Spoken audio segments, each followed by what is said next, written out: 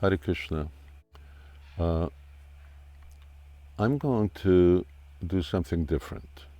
And that's because the current chapter, chapter 11 that we're on, is different.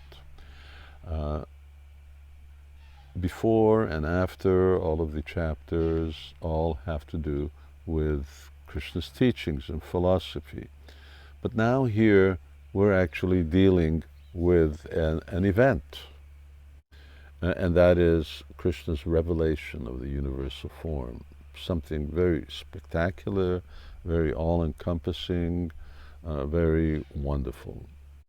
And so I'm going to do this in two sessions. I'm going to sit here, do one, and then do two, so you're going to see the same background and same everything else, and the same turban.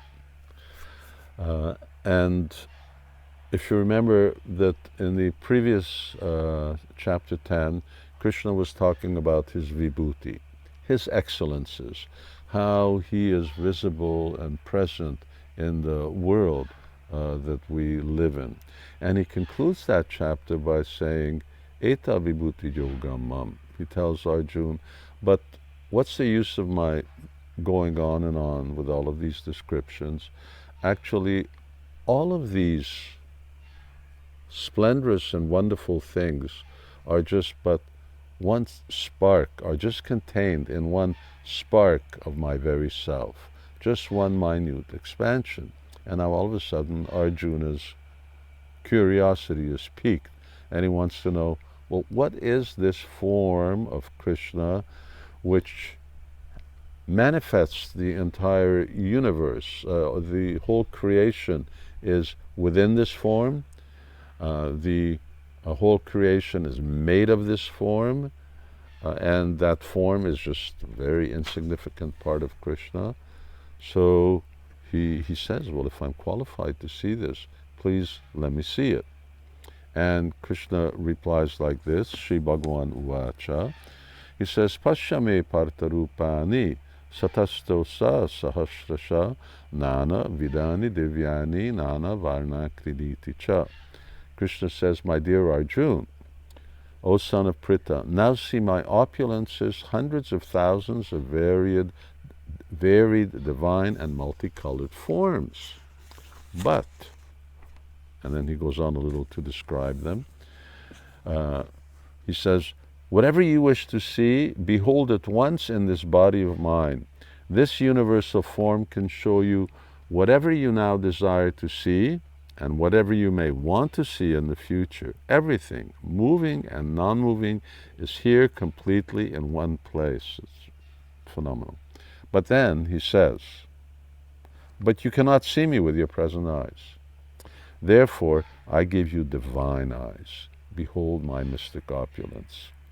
I very often, in terms of meeting with either uninformed people who have met some incarnation of the Supreme, incarnation of God, some avatar, incarnation, Lord knows what, there's so many of them, or if I had the misfortune to directly meet such people who claim to be God, then this is what I say, okay, show me your cosmic form. Show me your universal form, like Krishna showed Arjuna and proved that he was the Supreme. And of course, they can't. And interestingly, they have a common answer. Well, I could show you, but you don't have the eyes to see. But then my answer is, but Krishna gave Arjuna the eyes to see. Arjuna didn't have the eyes to see, but Krishna gave him the eyes. So give me the eyes. And of course, no one's yet been able to give me the eyes, because they're not God, they're not avatars, they're not incarnations. As my spiritual master used to like to say, they're not God, they're dog. Because if you spell God backwards, then of course it's dog. So anyone who poses to be God is a dog. Okay, but let's get on to the universal form now. And there's two ways in which we get a description. One is the narrator, Sanjaya, is describing, and the other is Arjuna then offer prayers, and then he's describing. So what does Sanjaya say? He says, Krishna displayed his universal form to Arjuna. Arjuna saw in that universal form unlimited mouths, unlimited eyes, unlimited wonderful visions. The form was decorated with celestial ornaments, bore many divine upraised weapons. He wore celestial garlands and garments, and many divine scents were smeared over his body.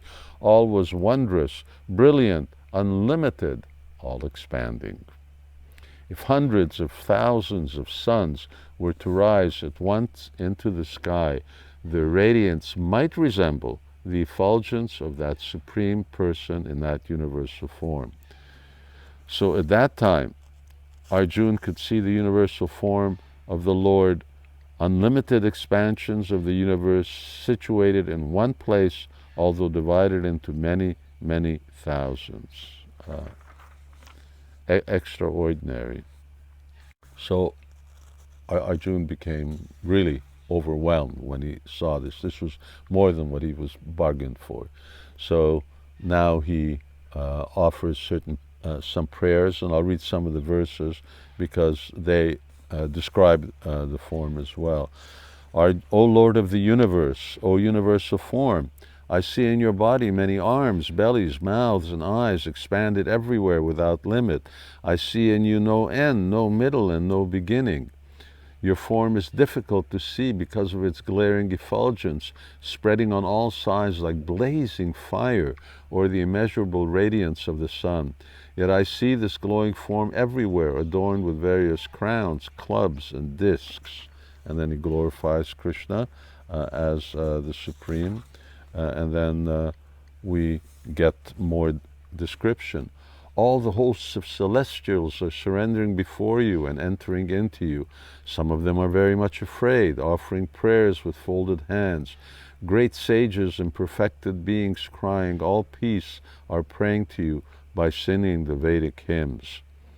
O mighty armed one, all the planets with their celestials are disturbed at seeing your great form, with its many faces, eyes, arms, thighs, legs, and bellies, and your many terrible teeth. And as they are disturbed, so am I. So Arjuna becomes very bewildered by what he's seeing. And he now starts to see the future in terms of what's going to happen on the battlefield. He says, as the many waves of rivers flow into the ocean, so do all these great warriors enter blazing into your mouths. O Vishnu, I see you devouring all people from all sides with your flaming mouths, covering all the universe with your effulgence. You are manifest with terrible scorching rays. And that sort of gives us a general description of what the universal form is. One thing that you see is that it's always so effulgent, and it's very hard for Arjuna to really see everything. But then he asks a question, and he says, O Lord of Lords, please tell me who you are. I offer my obeisances to you. Be gracious to me. You are the primeval Lord. I want to know about you, for I do not know what your mission is. And this universal form of the world that we live in, Krishna in that form now is responding to him, and he says, Time I am, the great destroyer of the worlds, and I've come here to destroy all people, with the exception of you, the Pandavas, which means Arjuna and his brothers. All the soldiers here on both sides will be slain. So, time is the great destroyer. Whether we're on a battlefield or we're sitting home comfortably, ultimately time is taking away our lives. And that is the nature of this universe and the world that we're living in. And for part 2, well, stay tuned because it's coming up, and it's very important because now Krishna really reveals a sequence of forms and describes them and what it takes to see them. Hare Krishna.